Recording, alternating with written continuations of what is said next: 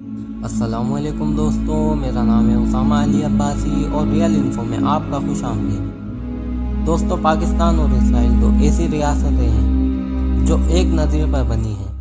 پاکستان اسلام کے نظریے پر، جبکہ اسرائیل یہودیت اور صہیونیت کے نظریے پر۔ یہ دونوں نظریات ایک دوسرے سے مختلف ہیں اور ان کا آمنا سامنا ہمیشہ ہر دور میں رہا ہے۔ قیام پاکستان کے اوائل میں ہی اس بات کا اعلان کر دیا تھا کہ پاکستان رہتی دنیا تک اسرائیل کو تسلیم نہیں کرے گا، اور یہ کسی اور نے نہیں بلکہ بانی پاکستان قائد اعظم محمد علی جناح کے الفاظ تھے۔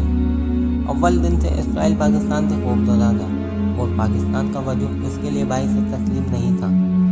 پاکستان کے پہلے وزیر اعظم لیاقت علی خان کو ایک بڑی رقم بطور امداد دینے کا لالچ دیا گیا، جو کہ اس وقت اربوں کی مالیت تھی، اور شرط رکھی گئی کہ وہ ایک بار اپنی زبان سے اسرائیل کو تسلیم کرنے کا اعلان کر دے۔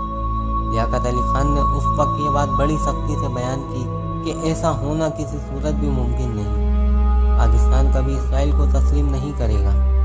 اب یہاں سوال یہ اٹھتا ہے کہ آخر اسرائیل کو ایسی بھی کیا آفت آ پڑی تھی کہ ساری دنیا کو چھوڑ کر اسرائیل پاکستان سے ہی خود کو کیوں تسلیم کروانا چاہتا تھا؟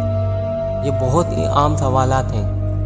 خواتین و حضرات، پاکستان بننے کے چند سالوں بعد اسرائیل کے وزیر اعظم نے اسرائیل کی قوم کو مخاطب کر کے کہا تھا کہ تمہیں عربوں سے کوئی خطرہ نہیں، تمہیں خطرہ صرف پاکستان سے ہے۔ پاکستان کے وجود کو مٹانا ہوگا۔ یہاں سوچنے کی بات یہ ہے کہ آخر اس وقت ایک غریب اور پریشانیوں میں گھرے ملک سے ان کو کیا خطرہ لاحق ہو سکتا ہے؟ اس وقت پاکستان کے پاس کوئی جدید ترین ہتھیار بھی نہیں تھے اور نہ ہی ایٹم بم کا تصور تھا۔ عرب ممالک تو اس وقت بھی تیل کے وسائل سے مالا مال تھے، اسرائیل کو ٹکر دینے کی پوزیشن میں بھی تھے، لیکن اسرائیل کی قبائل چالاکی نے ان کی حکمرانی میں عیاشی اور فحاشی کا ایسا زہر سرایت کروایا کہ وہ اسرائیل کے خلاف بولنا بھی بکواس سمجھتے تھے۔ انہیں یہودیوں، بیرونی کمپنی اور سرمایہ کاری کے ذریعے دولت کی ریل پیل میں لگا دیا گیا، جہاں اب انہیں ان چیزوں سے دوری موت سے کم نہیں لگتی۔ پاکستان کو ہر طرح سے لالچ دینے کے بعد 1965 میں انڈو پاک خون ریزی جنگ چھیڑی گئی، جہاں اسرائیل نے انڈیا کی ہر طرح سے مدد کی، لیکن الحمدللہ مجاہدین وطن نے دشمنوں کو مار بھگایا۔ اسرائیل نے ہر فارم پر خاموشی سہی، لیکن پاکستان کی مخالفت کی۔ ہمارے ملک کے غدار تو شاید بہت پہلے ہی اسرائیلی مال کے لیے اپنا ملک اور دھرم بیچ دیتے، لیکن اس قوم کی طرف سے آنے والا رد عمل اور پاک فوج کا ڈر انہیں اس کام سے روکتا رہا۔ ہمارے ملک کے سیاستدانوں نے اس ملک کو اسرائیلی اور دجالی اداروں کا محتاج کرنے میں کوئی کسر باقی نہ چھوڑی۔ یہ اسرائیل کا ہاتھ ہی تھا کہ 1971 میں آپ 2 لخت ہو گئے۔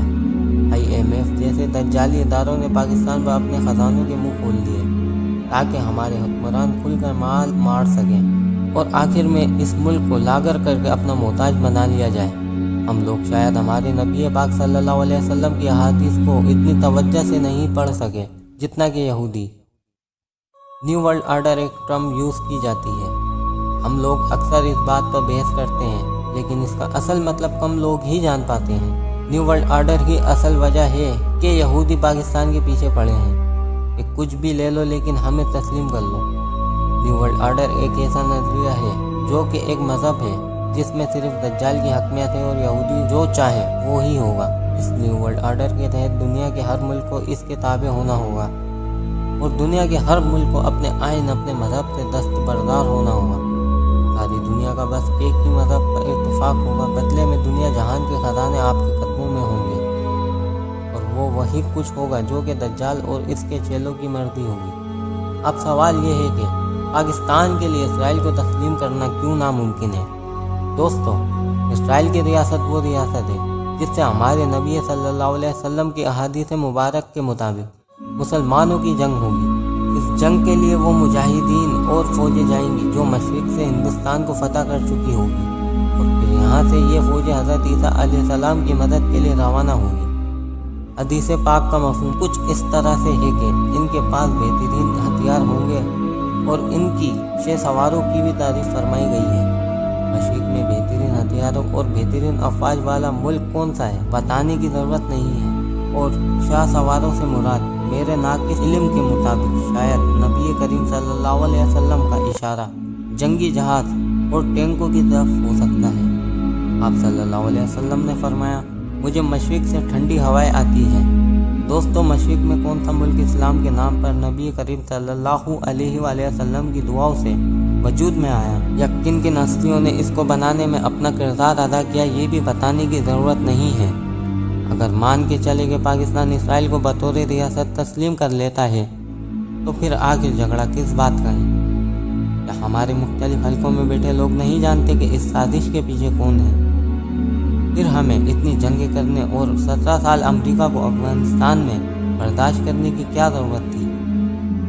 ہمیں ایٹم بم بنانے کی کیا ضرورت تھی؟ پھر کیا ضرورت تھی ہمیں مقدس مقامات کی حفاظت کی قسم لینے کی؟ کیا ضرورت تھی اتنی فوج کی؟ اگر آج اسرائیل کو تسلیم کرنے کا اعلان کر دو تو پاکستان کے خلاف ہونے والی کسی سازشوں کا نام و نشان نہیں رہے گا۔ دنیا کی ہر نعمت پاکستانیوں کے قدموں میں ہوگی، کیونکہ اسلام سے آپ دستبردار ہو چکے ہوں گے اور دجال کا راستہ صاف ہو جائے گا۔ دنیا میں موجود آپ کے مخالفین آپ پر شیر و شکر ہوں گے۔ اگر پاکستان اسرائیل کو تسلیم کرتا ہے تو یہودی نیو ورلڈ آرڈر میں کامیاب ہو جائیں گے۔ صرف پاکستان ہی وہ واحد اسلامی ملک ہے جو اس کی کارستانیوں کو تسلیم نہیں کرتا۔ اگر وہ بھی انہیں تسلیم کر لے تو پیچھے بچا ہی کیا، کیونکہ اسرائیل کو نیو ورلڈ آرڈر کو نافذ کرنا ہی ہے ہر حالت میں، اور وہ اس کے لیے ہر حد تک جائے گا۔ اور پاکستان اس کی سب سے بڑی رکاوٹ ہے، کیونکہ یہی وہ ملک ہے جو اقوام متحدہ میں اسرائیل کے خلاف قرارداد پیش کرتا ہے اور اسرائیل کو آنکھ دکھاتا ہے۔ اس لیے دوستو چند غداروں کے سبب ملک سے مایوس مت ہونا۔ یہ فوج، حکومت اور عوام میں اختلاف پیدا کرنے کے لیے ہے۔ اللہ پاک پاکستان کی حفاظت فرمائے اور اس سے دشمنوں کی گندی نظروں سے محفوظ رکھے، آمین۔ ویڈیو پسند آئی تو ویڈیو کو لائک کریں، چینل کو سبسکرائب کریں اور دوستوں کے ساتھ شیئر کریں۔ پھر حاضر ہوں گے دوسری ویڈیو کے ساتھ، تب تک اپنا خیال رکھیں۔ اللہ حافظ۔